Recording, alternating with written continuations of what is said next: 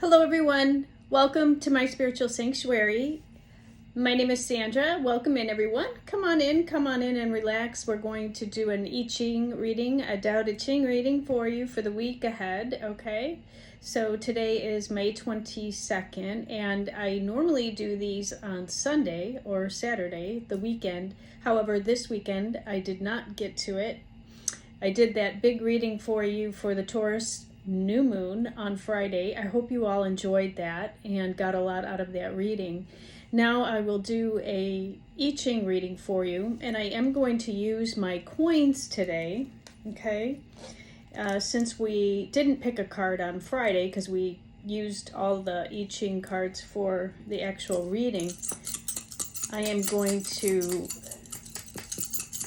get my energy into the coins. These are I-Ching coins, okay? You've probably seen these before. There's 6 coins, okay? 6 coins. I'm going to get my energy and I'm going to ask Spirit to bring in a message for the collective energy that's watching my video and what information it wants to come forward to help out everyone this week ahead, okay? Okay, then what happens is we throw the coins down and we align them according to the way they fall. So I don't know if you can see these.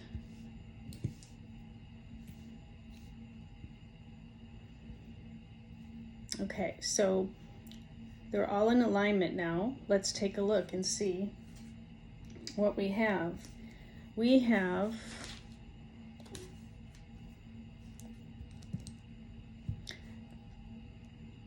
in the first position, we have a yang. As you can see, it's yang, all 4 yang lines. So we have a yang line. This happens to be the changing line because it's colored yellow with nothing on it, so it's a yin line. 2 is yin.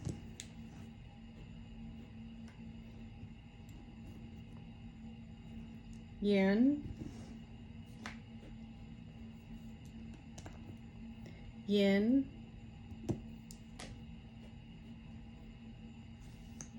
And yang. All right, our changing line is line 2. So it changes from a yin line to a yang line.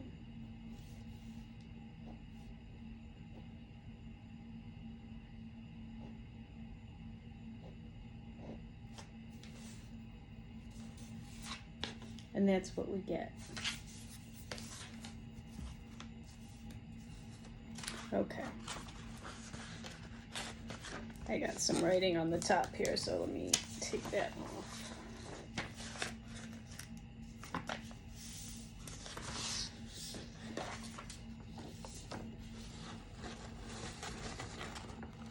I don't know if you can see that or not, but anyways, we have our hexagram. Now, the next phase is to look it up in the I-Ching book.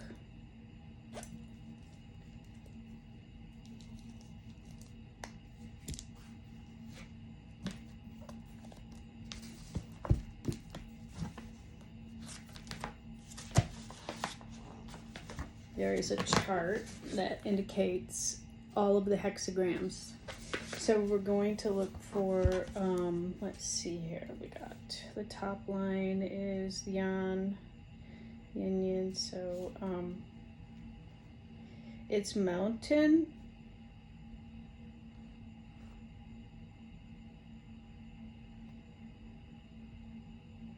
mountain over thunder, hexagram 27.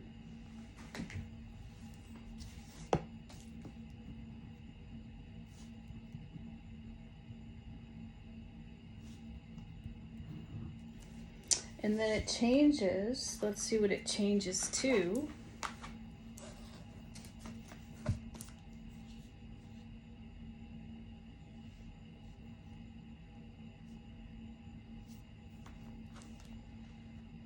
Okay, it changes to wind over thunder. Wind over thunder is 42.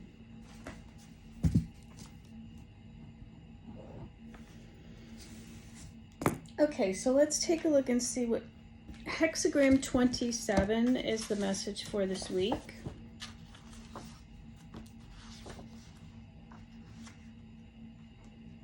And again, if this is your first time,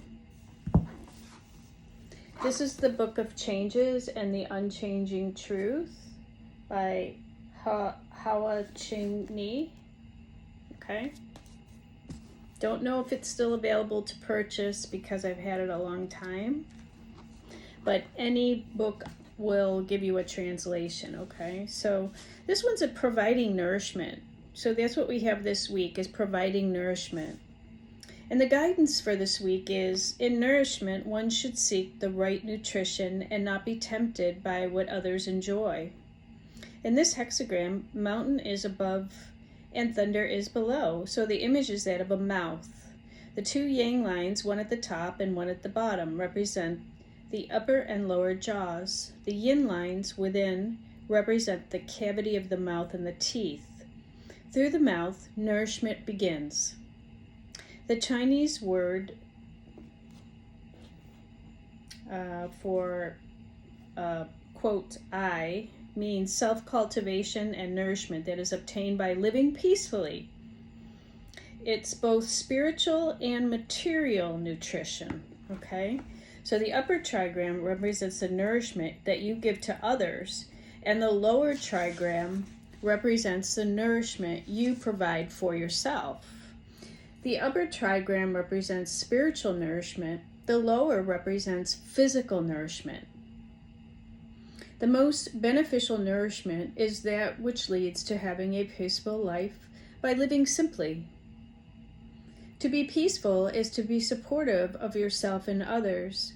Physical nourishment is minor compared to spiritual nourishment, and people who spend their lives seeking nourishment for the mouth alone will never develop spiritually. The lower trigram expresses selfish desires. Such desires are granted through the mouth and only satisfy the lower sphere of life. The upper sphere of life, the upper trigram, wishes to nourish others through spiritual guidance and support. Just as wholesome food provides nourishment for the body, healthy communication is nourishment for the mind and spirit. The mouth is the opening where things both enter and leave the body, and it must be guarded well. Thus, one should use restraint in eating and care in speaking. Be cautious of the inward and outward flow of energies. By cultivating this awareness, one's nutritional source will be pure and well managed. The image of an open mouth is symbolized by the 4 broken lines that form the shape of the mouth.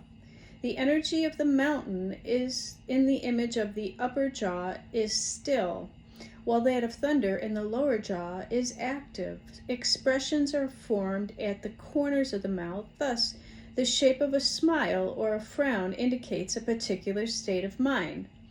The image of thunder indicates the speech of an authoritative or responsible person, a teacher, parent, elder, or advisor. Though thunder provides nourishment in a constructive way, the initial experience of it may appear destructive. But with thunder comes rain, which fosters the growth of all vegetation. Likewise, the words and actions of a developed person also provide nourishment. Sometimes the light giver is also the thunder giver. The shock of an achieved one's thunder can be the force which spurs one's development. A person of truth never relies on beautiful words, only the truth endures. All else quickly fades. Okay, so sometimes that can equate to a breakthrough, right? When somebody says something that just triggers us or makes us think in ways that maybe we wouldn't have thought before. It triggers a breakthrough. And generally, people overuse their lower jaw through such activities as talking, kissing, and eating. Highly developed people use their upper jaw for more spiritual communication and less physical communication, more breathing and less eating. This entire hexagram is about nourishment. Nourishment is obtained from quietude, healthy food, and inspiring speech. Providing nourishment to all people brings high spiritual achievement. So that's great advice for the week, is watch what you're eating, watch what you're speaking, and watch what kind of things you're thinking about, okay? Now the changing line is line 2. And it changes to, 42? So it basically says, one neglects the constancy and stability which can benefit life and seeks nourishment from the wrong source, misfortune. Be careful this week that you're not seeking your nourishment from the wrong source and neglecting constancy and stability in your life, okay? Since the second line has no support from the fifth line, it tries to obtain nourishment from the top line. When one separates oneself from the normal path and tries to attain things beyond one's natural capabilities, misfortune results. People frequently lose their real security in search of more security and thus exhaust their vitality. All people wish to be happy, only a few understand that real happiness cannot be obtained with the restlessness that is created by constant searching. Okay, so we must be in gratitude for those things that we already have, right? We can't just keep seeking the new and keep overlooking what we already have. Constant searching is not a smart way to achieve your peace of mind, right?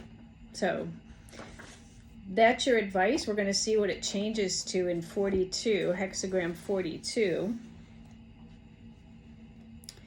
Hexagram 42 is benefit, increase. Okay, that's a good one. Guidance, benefit. This is the right time to go ahead to engage in an adventurous task. Ooh, okay. So in this hexagram, wind is above thunder. When these natural energies meet, they strengthen one another. Thus, an increase in power results. While the character means to benefit or increase, it also signifies an empty bowl ready to be filled. The lower trigram, thunder, represents the bowl, and the upper trigram, wind, represents emptiness. Just as the bowl's usefulness lies in its emptiness, a person must also become empty in order to receive a benefit.